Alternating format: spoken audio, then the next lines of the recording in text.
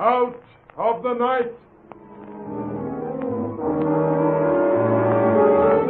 Out of the night comes the whispering voice of the night wind to tell another story of man's battle with fate.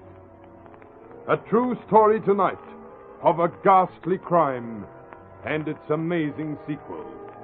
Unbelievable, but true. It's my fault, leaving them there. If ever I lay hands on him,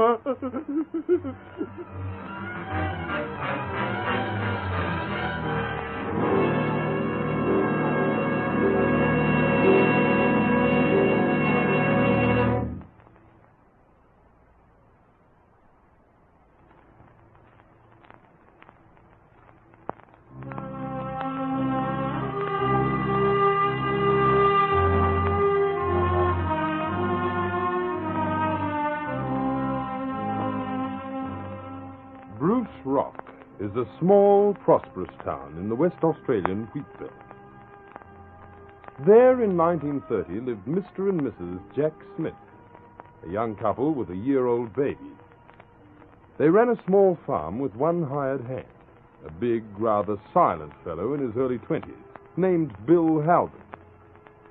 Halbert was a stranger to the district and didn't get around much.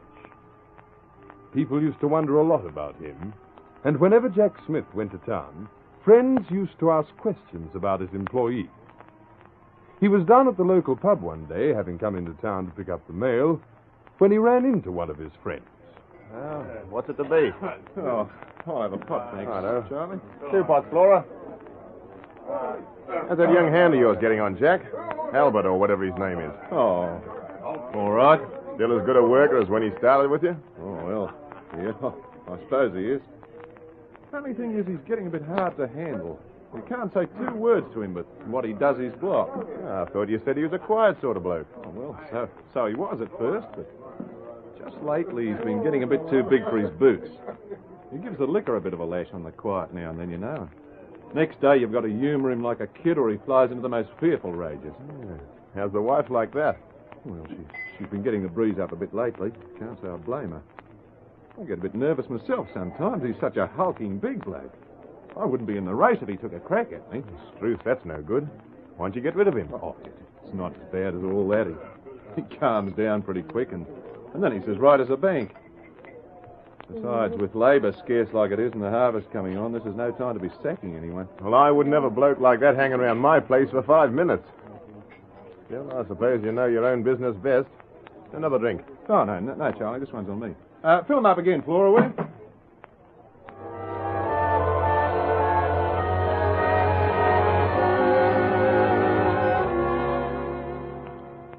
But when Jack Smith paid his next visit to town a fortnight or so later, it seemed that things had gone from bad to worse. Well, Jack Smith! Why, mate, you're looking pleased with yourself. Yeah, I done it. I took your advice. You done what? Sacked Bill Halbert. Oh, been playing up again, eh? Yeah, we had a row this morning and he called me for everything. Took a swing at me, too. But I got out of the way, all right. So I gave him his notice. How'd he take it? Not so good. Flew off into the worst rage I've ever seen. Fair dinkum, Charlie. He was like a maniac for a while. Did he go for you? Oh, well, no, not exactly. But he was swearing blue murder and kept saying he'd get square with me. I don't mind telling you, I'll be glad to see the last of him. Oh, hasn't he gone yet? No, his notice doesn't cut out till Saturday. Oh, couldn't you have paid him his money? Well, I offered to, but he wouldn't take it. So he's still there, eh? What have you done with your wife and kid? Oh, they're still at home, too. You mean to say you've left them with a crazy galoot like that? Oh, he won't try any funny business. I wouldn't be so sure. I've seen them go like that before. It's the loneliness, you know. Drives some of them clean off their rocker. And then just about anything's likely to happen. Well, maybe I was silly to leave him, but I never thought of anything like that. I say, Charlie, do you think you could spare an hour or so and drive out with me and just make sure everything's okay? Oh, too right I can. Come on, let's go.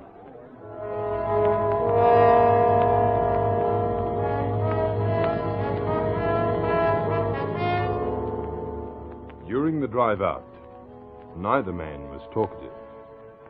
And as they approached Smith's farm, each seemed to be filled with a sense of grim foreboding. They reached the homestead at last.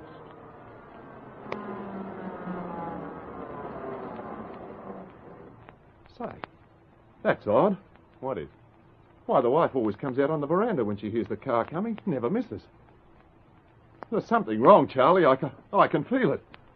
I'm almost scared to go inside. Now, you stick around here. I'll go in and take a look around. Well, would you mind, Charlie? Of course not. Won't be long.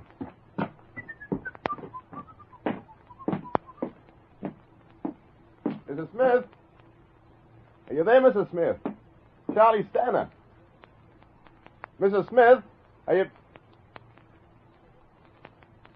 Oh, no.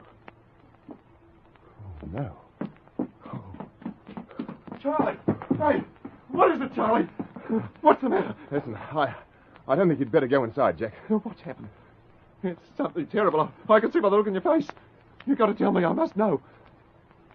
Is it the wife? Yeah. Not dead. Yeah. How?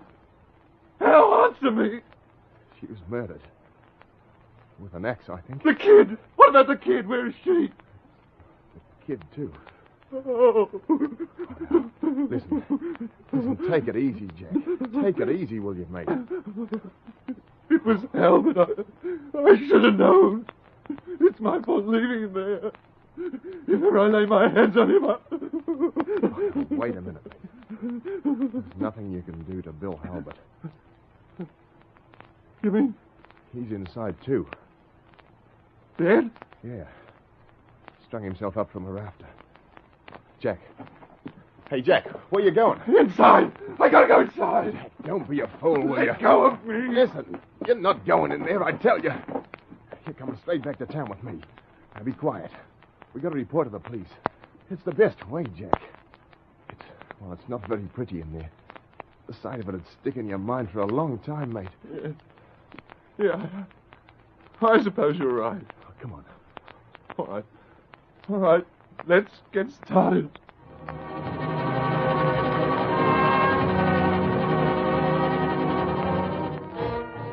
In due course, the report of the ghastly tragedy reached police headquarters in Perth.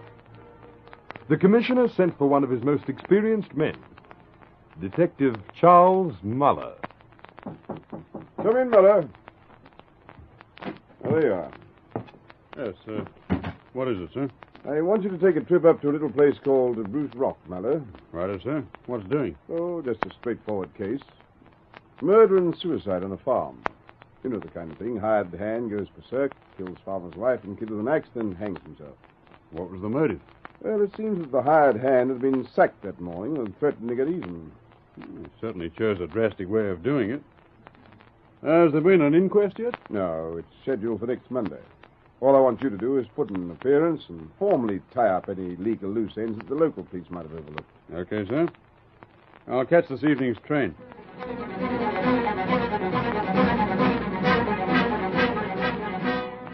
But the tragedy hadn't yet run its full course. When Detective Muller reached Bruce Rock, it was to learn that Halbert had had his full measure of revenge. Just a couple of hours ago it happened, sir. Nasty kind of thing altogether. You say Smith had been in a bad way ever since the tragedy out of the farm? Yes, sir. Kind of demented, as you might say. Couldn't sleep at night or settle down to work. Had to get neighbors in to do the harvesting for him. Used to break down every now and then and cry for hours. Mm-hmm. Acute melancholia, huh? Well, you see, sir, he kind of blamed himself for the whole business. Reckoned if he hadn't been silly enough to leave his wife and kids alone with Halbert, it would never have happened. Poor devil. I can imagine how he must have felt. As a matter of fact, that's the one thing that puzzles me, too. What is, sir? Why he left them alone with Halbert. Anyhow, then let's talk about that now. Tell me what happened today. Well, sir, Smith had been moping around the town all morning. He came to the station about lunchtime, looking pretty miserable. Hello, Jack. How's things? Oh, not so good. What's doing? Any news? A detective's on his way up here from Perth. A bloke named Muller.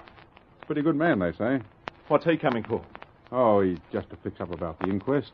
Why can't they let everything be? It's over and done with now, isn't it? Why do they have to drag it all up again? Well, it's the law, Jack. There's always got to be an inquest. That means I'll have to give evidence, I suppose. Of course. Answer more questions. Go through the whole business again.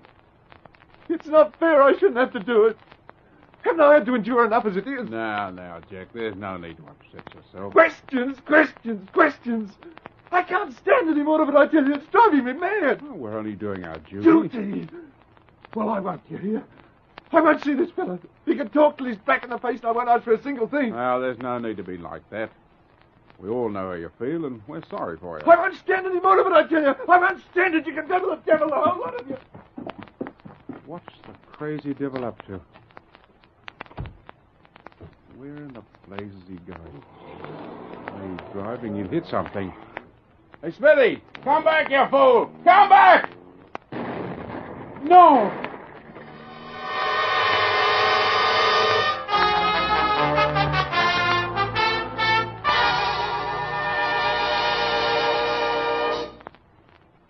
You see, sir, he dashed out and into his car, drove like a madman down the main street, crashed through the lock gate of a paddock, and the next thing we knew, there was an explosion. He'd blown himself to pieces with a plug of dynamite. Poor fella.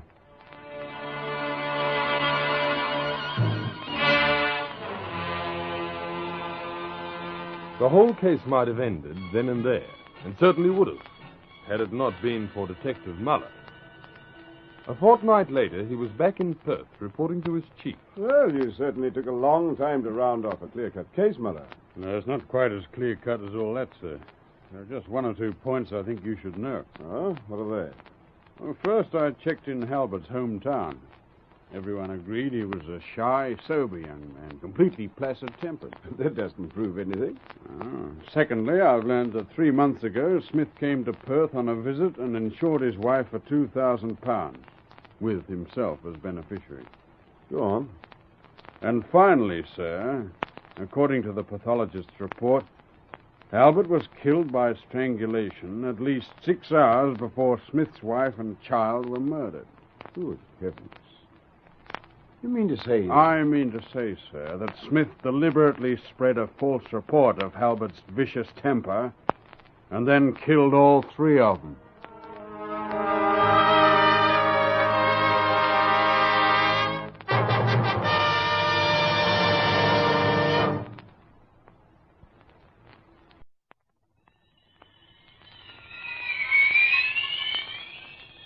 Out of the night comes the whispering voice of the night wind with stories that are amazing, mysterious, thrilling, baffling, strange, but true.